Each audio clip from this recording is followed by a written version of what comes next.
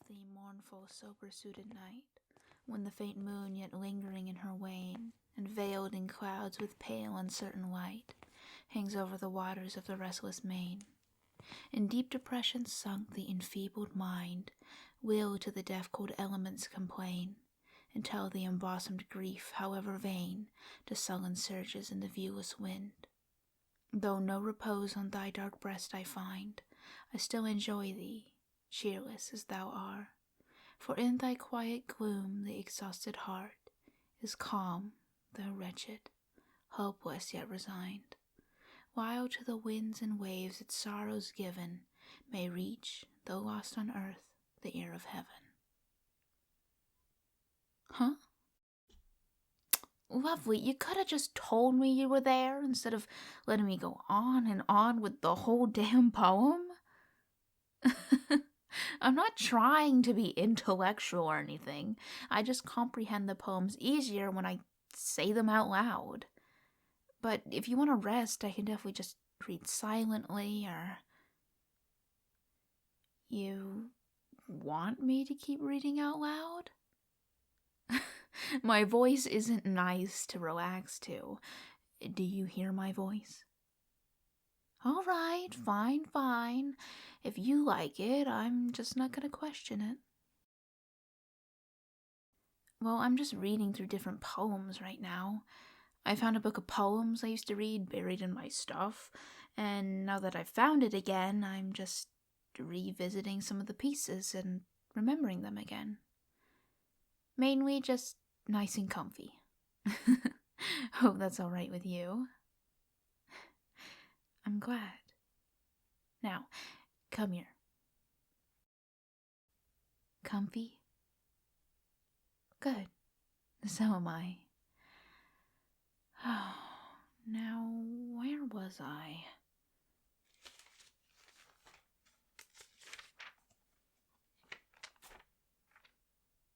I remember this one. It's fairly long, but I like it. Morning and evening, maids hear the goblins cry, "Come buy our orchard fruits, come buy, come buy.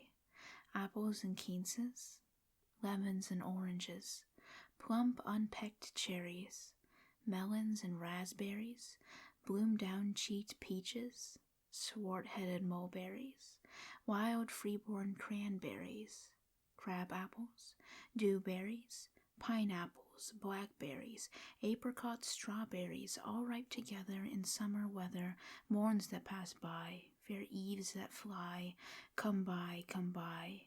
Are grapes fresh from the vine, pomegranates full and fine, dates and sharp boluses, rare pears and greenages, damsons and bilberries, taste them and try, currants and gooseberries, bright fire-like barberries, figs to fill your mouth, citrons from the south, sweet to tongue and sound to eye, come buy, come buy. Evening by evening along the brookside rushes, Laura bowed her head to hear, Lizzie veiled her blushes, crouching close together in the cooling weather, with clasping arms and cautioning lips, with tingling cheeks and fingertips. Lie close, Laura said, pricking up her golden head. We must not look at goblin men, we must not buy their fruits. Who knows upon what soil they fed their hungry, thirsty roots? Come buy, called the goblins, hobbling down the glen. Oh, cried Lizzie, Laura, Laura, you should not peep at goblin men. Lizzie covered up her eyes, covered close lest they should look. Laura reared her glossy head and whispered like the restless brook, look, Lizzie, down the glen tramp little men. One hauls a basket, one bears a plate, one lugs a golden dish of many pounds weight. How fair the vine must grow whose grapes are so luscious! How warm the wind must blow through those fruit brushes! No, said Lizzie, no. Their offers should not charm us, their evil gifts would harm us. She thrust a dimpled finger in each ear, shut eyes, and ran. Curious Laura chose to linger, wondering at each merchant man. One had a cat's face, one whisked a tail, one tramped at a rat's pace, one crawled like a snail, one like a wombat prowled obtuse and furry, one like a rattle tumbled hurry-scurry. She heard a voice like a voice of doves, cooing all together. They sounded kind and full of loves in the pleasant weather.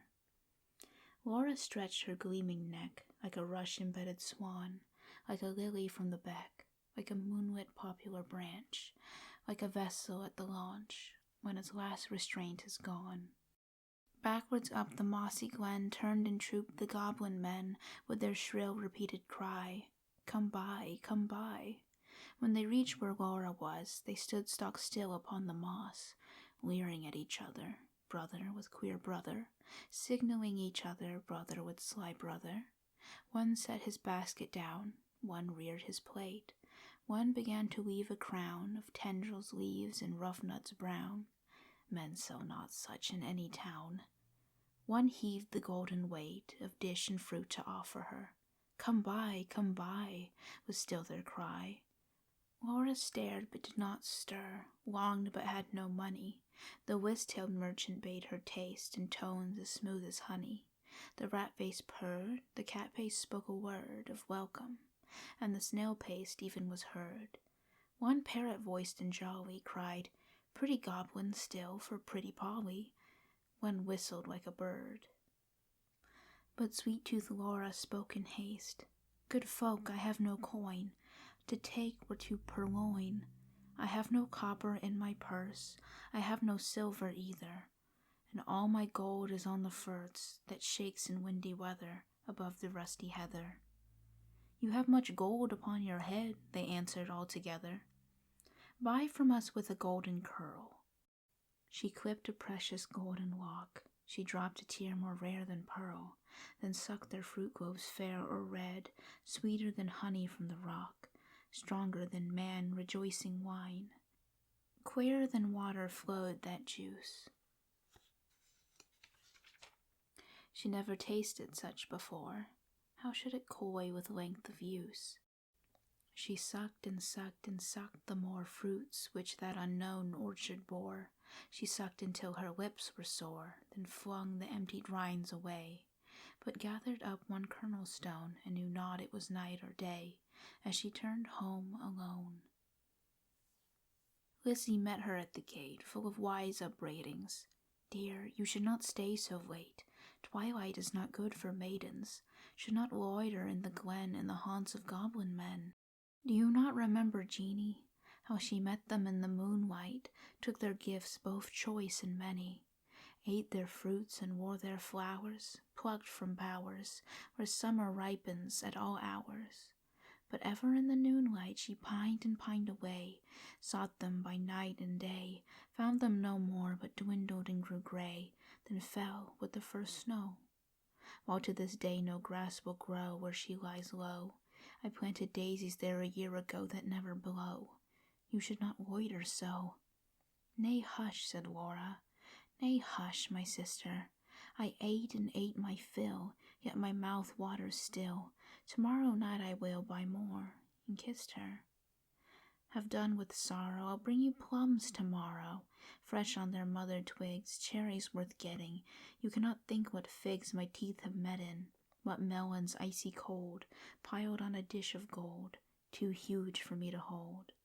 What peaches with a velvet nap, pellucid grapes without one seed. Odorous indeed must be the mead whereon they grow, and pure the weave they drink with lilies at the brink, and sugar sweet their sap. Golden head by golden head, like two pigeons in one nest, folded in each other's wings, they lay down in their curtained bed, like two blossoms on one stem, like two flakes of new-fallen snow, like two wands of ivory, tipped with gold for awful kings. Moon and stars gazed in at them, wind sang to them lullaby, lumbering owls forebode to fly, not a bat flapped to and fro round their rest, cheek to cheek and breast to breast, locked together in one nest. Early in the morning, when the first cock crowed his warning, neat like bees, as sweet and busy, Laura rose with Lizzie, fetched in honey, milked the cows, aired and set to rights the house, kneaded cakes of whitest wheat, cakes for dainty mouths to eat. Next churned butter, whipped up cream, fed their poultry, sat and sewed, talked as modest maidens should. Lizzie with an open heart, Laura in an absent dream. One content, one sick in part, one warbled for the mere bright day's delight, one longing for the night. At length slow evening came, they went with pitchers to the reedy brook, Lizzie most placid in her look, Laura most like a leaping flame. They drew the gurgling water from its deep, Lizzie plucked purple and rich golden flags, then turned homewards, said, "The sunset flushes those furthest loftiest crags. Come, Laura, not another maiden's lags, no wilful squirrel wags, the beasts and birds are fast asleep." But Laura loitered still among the rushes, and said the bank was steep, and said the hour was early still, the dew not fallen, the wind not chill, listening ever, but not catching the customary cry, come by, with its iterated jingle of sugar-baited words, not for all her watching once discerning even one goblin, racing, whisking, tumbling, hobbling, let alone the herds that used to tramp along the glen, in groups or single, of brisk fruit merchant men. Till Lizzie urged, "O Laura, come, I hear the fruit call, but I dare not look, you should not loiter longer at this brook. Come with me home." The stars rise, the moon bends her arc, each glowworm winks her spark. Let us get home before the night grows dark, for clouds may gather. Though this is summer weather, put out the lights and drench us through. If we lost our way, what should we do? Laura turned cold as stone to find her sister heard that cry alone, that goblin cry, "Come buy our fruits, come buy." Must she then buy no more such dainty fruit? Must she no more such succous pasture find, gone deaf and blind? Her tree of life drooped from the root, she said not one word in her heart's sore ache. But peering through the darkness, not discerning, trudged home, her pitcher dripping all the way, so crept to bed and lay, silent till Lizzie slept, then sat up in a passionate yearning, and gnashed her teeth for balked desire, and wept as if her heart would break. Day after day, night after night, Laura kept watch in vain, in sullen silence of exceeding pain. She never caught again the goblin cry, "Come buy, come buy." She never spied the goblin men hawking their fruits along the glen, but when the noon waxed bright, her hair grew thin and grey. She dwindled as the fair full moon doth turn to swift decay and burn her fire away. One day, remembering her kernel stone, she sat it by a wall that faced the south, dewed it with tears, hoped for a root, watched for a waxing shoot, but there came none. It never saw the sun, it never felt the trickling moisture run, while with sunk eyes and faded mouth she dreamed of melons as a traveler sees false waves in desert drouth, with shade of leaf-crowned trees, and burns the thirstier in the sandful breeze. She no more swept the house, tended the fowls or cows, fetched honey-kneaded cakes of wheat, brought water from the brook, but sat down listless in the chimney nook, and would not eat. Tender Lizzie could not bear to watch her sister's cankerous care, yet not to share. She, night and morning, caught the goblin's cry, "Come buy our orchard fruits, come buy, come buy." Beside the brook, along the glen, she heard the tramp of goblin men, the voice and stir poor Laura could not hear, longed to buy fruit to comfort her, but feared to pay too dear. She thought of Janine in her grave, who should have been a bride, but who for joys brides hoped to have fell sick and died in her gay prime in earliest winter time, when the first glazing rhymed with the first snowfall of crisp winter time. Till Laura dwindling seemed knocking at death's door, then Lizzie weighed no more, better and worse, but put a penny in her purse, kissed Laura, crossed the heath with clumps of furze, at twilight halted by the brook, and for the first time in her life began to listen and look. Laughed every goblin when they spied her peeping, came towards her hobbling, flying, running, leaping, puffing and blowing, chuckling, clapping, crowing, clucking and gobbling, mopping and mowing, full of airs and graces, pulling wry faces, demure grimaces, cat-like and rat-like, rattle and wombat-like, snail-paced in a hurry, parrot voice and whistler, helter-skelter, hurry-scurry, chattering like magpies, fluttering like pigeons, gliding like fishes. Hugging her and kissed her, squeezed and caressed her, stretched up their dishes, panniers and plates. Look at our apples, russet and dun, bob at our cherries, bite at our peaches, citrons and dates, grapes for the asking, pears red with basking out in the sun, plums on their twigs, pluck them and suck them, pomegranates, figs. Good folk, said Lizzie, mindful of Janine, give me much and many, held out her apron, tossed them a penny. Nay, take a seat with us, honor and eat with us, they answered grinning. Our feast is but beginning, night yet is early, warm and dew-pearly, wakeful and starry. Such fruits as these no man can carry, half their bloom would fly, half their dew would dry, half their flavor would pass by. Sit down and feast with us, be welcome guests with us, cheer you and rest with us. Thank you, said Lizzie, but one waits at home alone for me. So without further parleying, if you will not sell me any of your fruits, though much and many, give me back my silver penny I tossed you for a fee. They began to scratch their pates, no longer wagging, purring, but visibly demurring, grunting and snarling. One called her proud, cross-grained, uncivil. Their tones waxed loud, their looks were evil. Lashing their tails, they trod and hustled her, elbowed and jostled her, clawed with their nails, barking, mewing, hissing, mocking, tore her gown and soiled her stocking, twitched her hair out by the roots, stamped upon her tender feet, held her hands and squeezed their fruits against her mouth to make her eat. White and golden Lizzie stood, like a lily in a flood, like a rock of blue-veined stone, lashed by tides obstreperously, like a beacon left alone, in a hoary roaring sea, sending up a golden fire, like a fruit-crowned orange tree, white with blossoms honey-sweet, sore beset by wasp and bee, like a royal virgin town, topped with gilded dome and spire, close beleaguered by a fleet, mad to tug her standard down. One may lead a horse to water, 20 cannot make him drink, though the goblins cuffed and caught her, coaxed and fought her, bullied and besought her, scratched her, pinched her black as ink, kicked and knocked her, mauled and mocked her.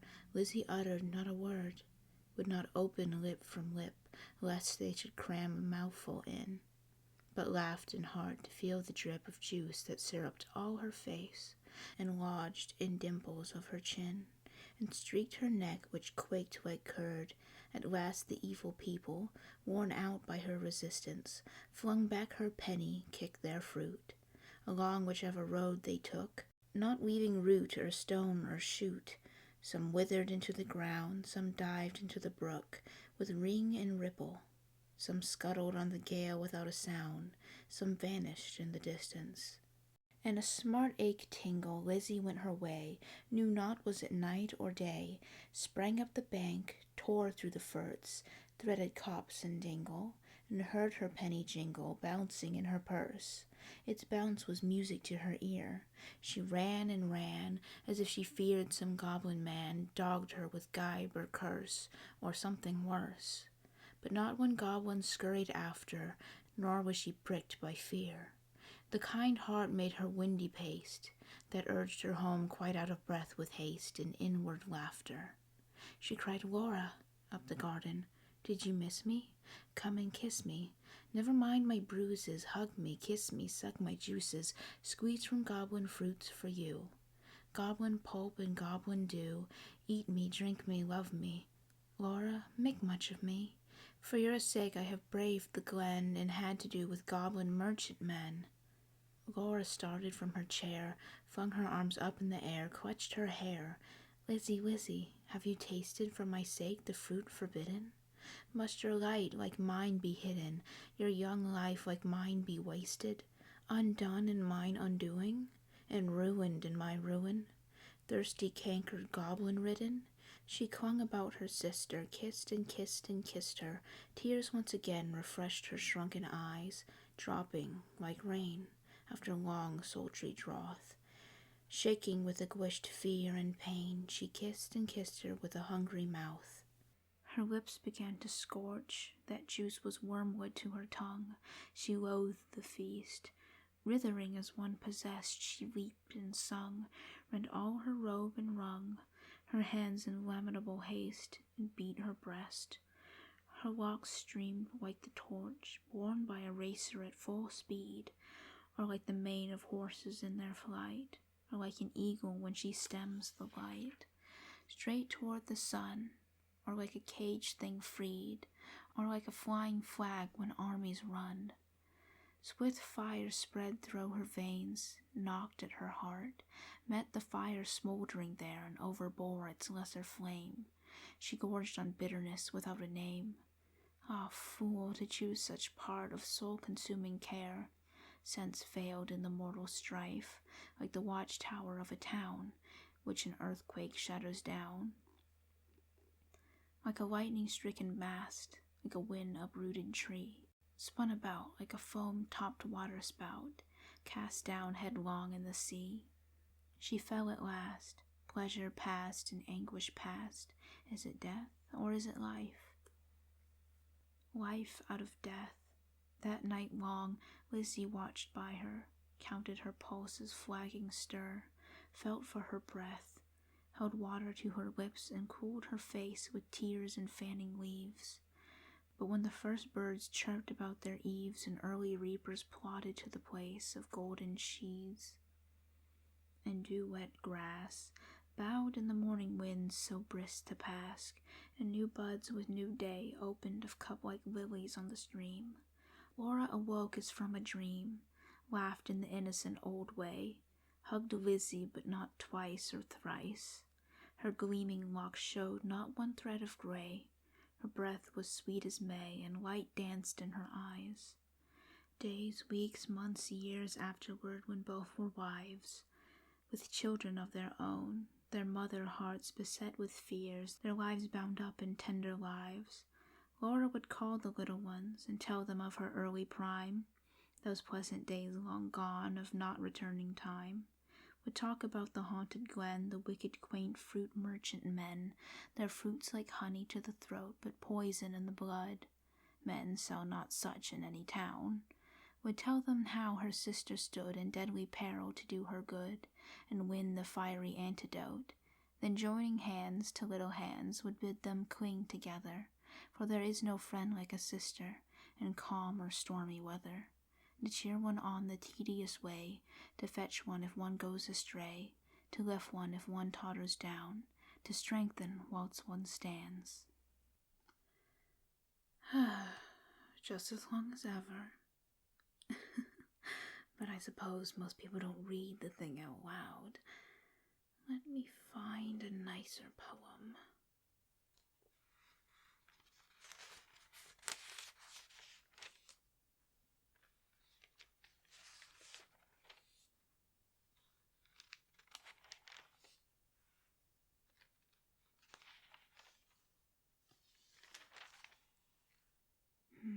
This wasn't what I was looking for, but I remember analyzing this one for a class years ago. When my mother died, I was very young, and my father sold me while yet my tongue could scarcely cry, weep, weep, weep, weep. So your chimneys I sweep, and in soot I sleep. There's little Tom to care who cried when his head, that curled like a lamb's back, was shaved, so I said, Hush, Tom, never mind it, for when your head's bare, you know that soot cannot spoil your white hair. And so he was quiet, and that very night, as Tom was a-sleeping, he had such a sight, that thousands of sweepers, Dick, Joe, Ned, and Jack, were all locked up in coffins of black. And by came an angel who had a bright key, and he opened the coffins and set them all free. Then down a green plain, leaping, laughing, they run, and wash in the river and shine in the sun.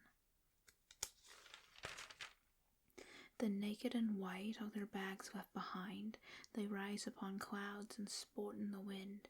And the angel told Tom, if he'd be a good boy, he'd have God for his father and never want for joy. And so Tom awoke, and we rose in the dark, and got with our bags and our brushes to work. Though the morning was cold, Tom was happy and warm, so if all do their duty, they fear no harm. My notes are still in here. A lot of different highlighter colors. It wouldn't be me without them, I suppose.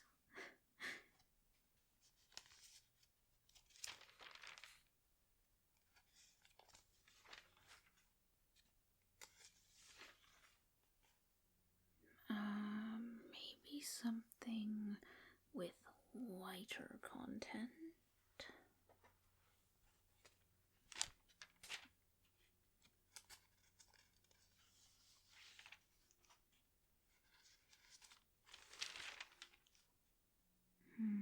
I like the title of this one. To a little invisible being who is expected soon to become visible. Germ of new life, whose power is expanding slow, for many a moon their full perfection wait. Haste, precious pledge of happy love to go, auspicious born through life's mysterious gate. What powers lie folded in thy curious frame? Senses from objects locked, and mind from thought. How little canst thou guess thy lofty claim, to grasp at all the worlds the Almighty wrought, and seed the genial season's warmth to share, fresh younglings shoot and opening roses glow, swarms of new life exulting fill the air. Haste, infant bud of being, haste to blow.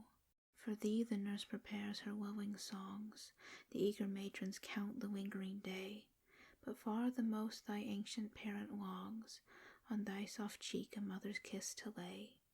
She only asks to lay her burden down, that her glad arms that burden may resume, and nature's sharpest pangs her wishes crown, that free thee living from thy living womb. She longs to fold to her maternal breast, part of herself, yet to herself unknown, to see and to salute the stranger guest, fed with her life through many a tedious moon. Come, reap thy rich inheritance of love, bask in the fondness of a mother's eye, nor wit nor eloquence her heart shall move, like the first accents of thy feeble cry. Haste, little captive, burst thy prison doors, launch on the living world and spring to light. Nature for thee displays her various stores, opens her thousand inlets of delight. If charmed verse or muttered prayers had power, with favoring spells to speed thee on thy way, anxious I'd bid my beads each passing hour, till thy wish smile, thy mother's pangs overpay.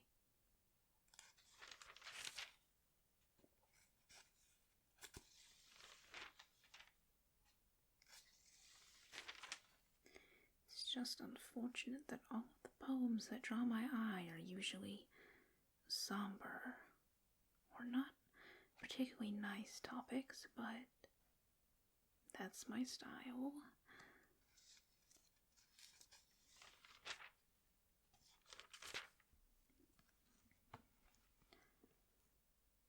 A simple child that lightly draws its breath and feels its life in every limb, what should it know of death? I met a little cottage girl. She was 8 years old, she said. Her hair was thick with many a curl that clustered round her head. She had a rustic woodland air, and she was wildly clad. Her eyes were fair and very fair. Her beauty made me glad. Sisters and brothers, little maid, how many may you be? How many?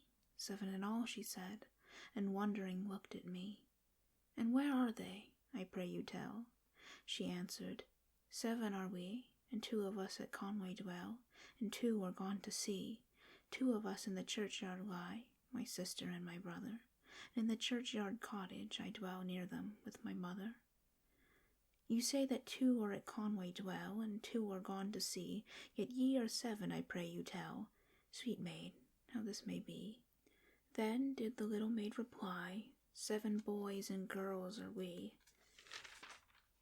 2 of us in the churchyard lie beneath the churchyard tree. You run about, my little maid, your limbs they are alive. If 2 are in the churchyard laid, then ye are only 5. The graves are green and they may be seen, the little maid replied. 12 steps or more from my mother's door, and they are side by side. My stockings there I often knit, my kerchief there I hem, and there upon the ground I sit, and sing a song to them. And often after sunset, sir, when it is light and fair, I take my little porringer and eat my supper there. The first that died was my sister Jane. In bed she moaning lay, till God released her of her pain, and then she went away. So in the churchyard she was laid, and when the grass was dry, together round her grave we played, my brother John and I. And when the ground was white with snow, I could run and slide. My brother John was forced to go, and he lies by her side. How many are you then? Said I. If 2 are in heaven. Quick was the little maid's reply. Oh, master, we are 7. But they are dead. Those 2 are dead. Their spirits are in heaven. 'Twas throwing words away, for still the little maid would have her will, and said, Nay, we are 7.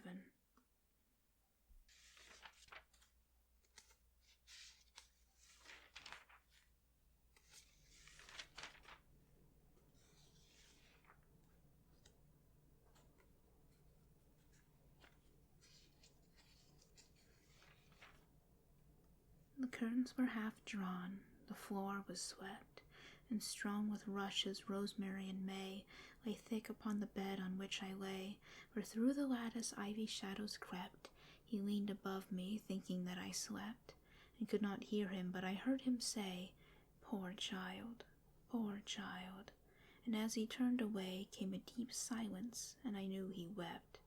He did not touch the shroud or raise the fold that hid my face, or take my hand in his, or ruffle the smooth pillows from my head. He did not love me living, but once dead. He pitied me, and very sweet it is to know he is still warm, though I am cold. I should end this session with at least a couple nature ones. There has to be some in here that I liked.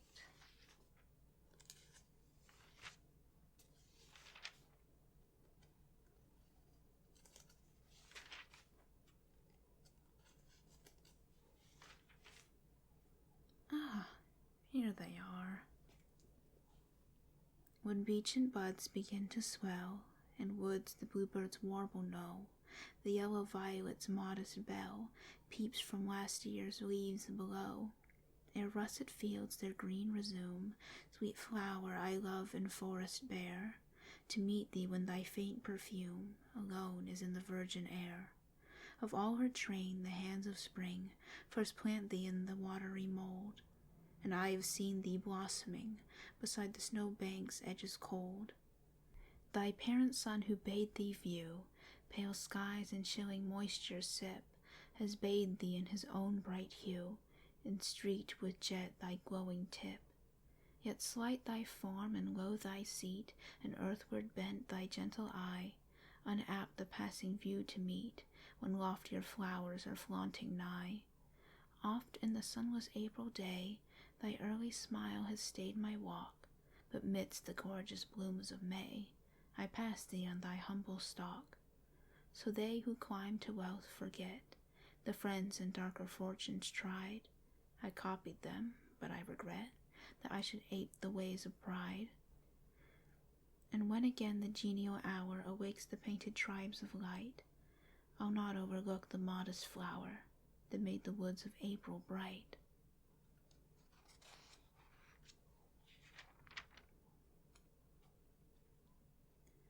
I wandered lonely as a cloud that floats on high over vales and hills, and when all at once I saw a crowd, a host of golden daffodils, Beside the lake, beneath the trees, fluttering and dancing in the breeze, continuous as the stars that shine and twinkle on the Milky Way, they stretched in a never-ending line across the margin of a bay. 10,000 I saw at a glance, tossing their heads in sprightly dance. The waves beside them danced, but they outdid the sparkling waves in glee. A poet could not but be gay in such jocund company. I gazed and gazed, but little thought what wealth the show to me had brought. For oft when on my couch I lie, in vacant or in pensive mood, they flash upon that inward eye, which is the bliss of solitude. And then my heart with pleasure fills, and dances with the daffodils.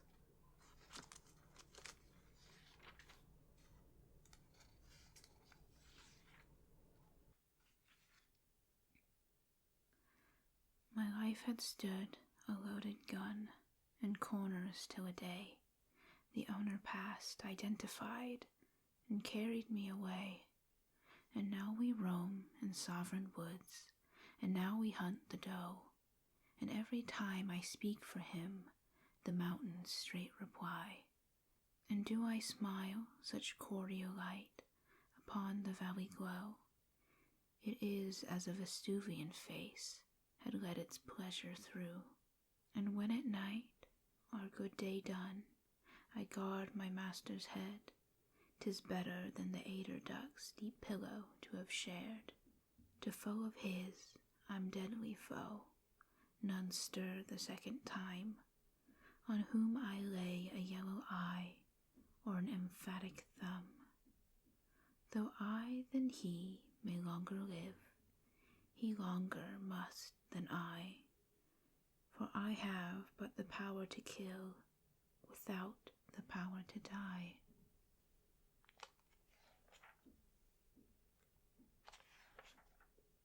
Now, let me find a poem to end on. I don't want to wear out my voice or something.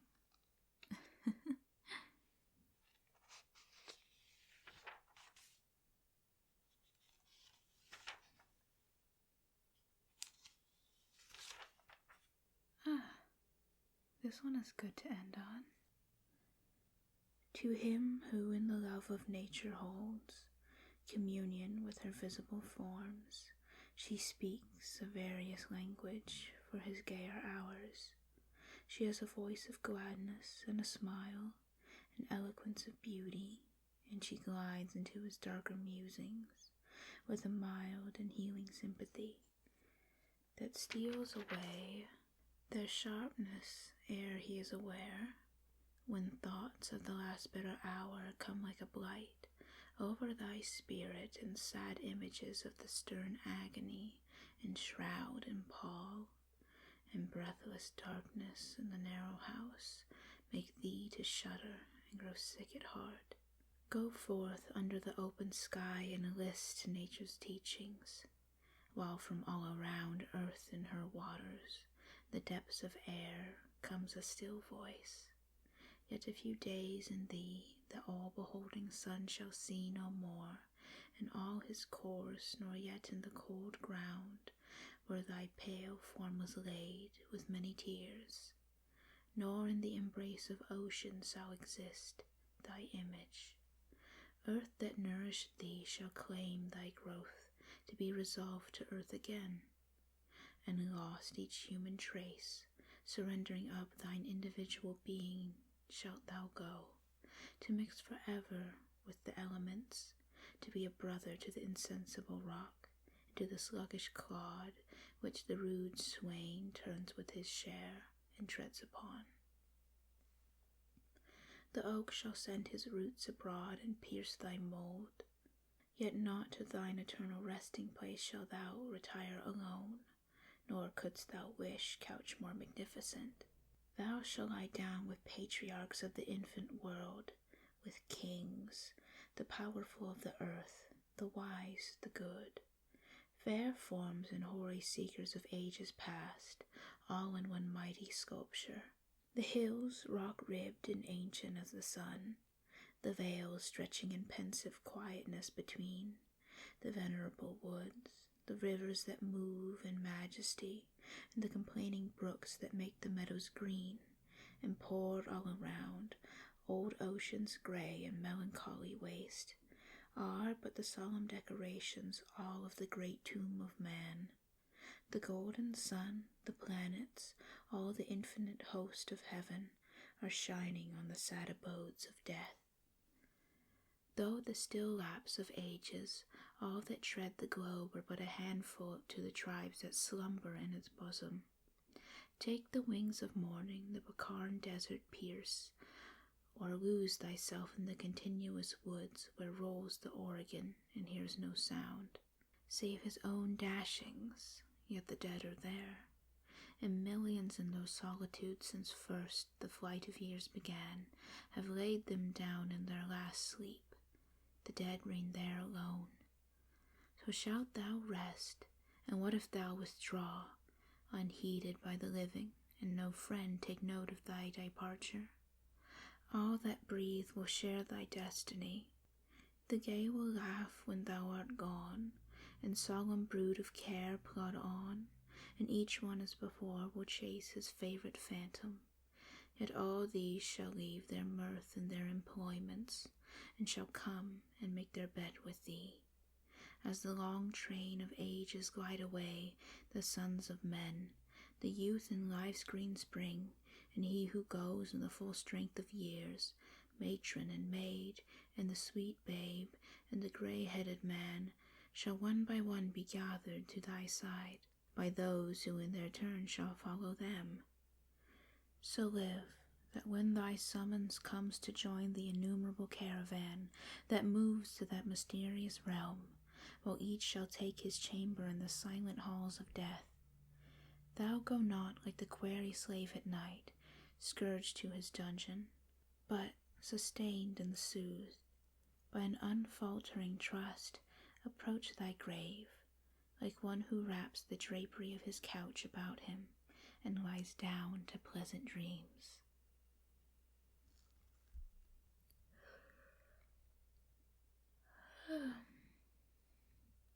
Speaking of pleasant dreams, starting to get a bit sleepy.